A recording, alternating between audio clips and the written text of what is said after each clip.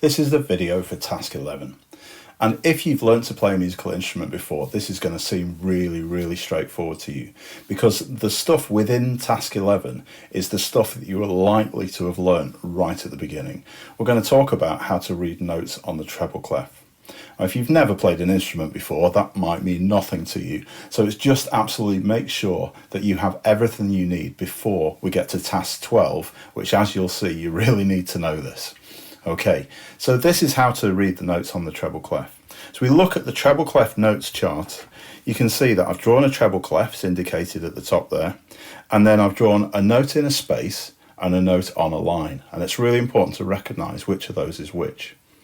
The notes in the spaces from bottom to top on the treble clef spell the word face, F-A-C-E. And so at the bottom of our chart there, we can fill those in already, F-A-C-E. And notice when I say it's in a space, it means that it's got a space going through the middle of the back of it. So that's what it means by in a space. Now, if a note is on a line, unfortunately, the 5 letters of the lines don't spell out a word like faces. It spells E, G, B, D, F. And the way that I was taught when I first learned how to do this was every good boy deserves football. So that's what I've used on the chart for you today. And you can see as we fill those notes in, every good boy deserves football.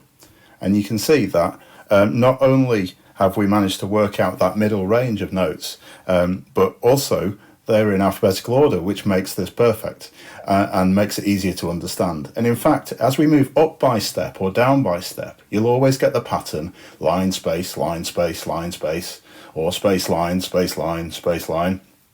If you're going upwards, the alphabet's in order. If you're going downwards in pitch, the alphabet is backwards. Okay, so let's use that little bit of knowledge to work out what all these other notes are. So the note that sits on the top of the top line, if you like in the space above it, the one that goes after F, is G, because G is after F in the alphabet. In the musical alphabet, once we've got to G, we start again at A. So we've then got A, B, C, D, and we can carry on adding as many extra lines that we call ledger lines as we need to be able to reach the pitch within our music. Now, if we look at the other end of the notes, we just need to go backwards in the alphabet to work out what those lower notes are that are moving down by step. So before the E, underneath the bottom line in that space is a D. The note before that is a C. Then we've got a B, an A, and one note below an A is a G. Now, a really important note that we use for reference, kind of position sometimes, and for lots of instruments, then this can be the lowest note that they play, like the flute, for example. This note is often referred to as middle C. Also, because when you look at it on a piano, it's the C that is closest to the middle of the piano.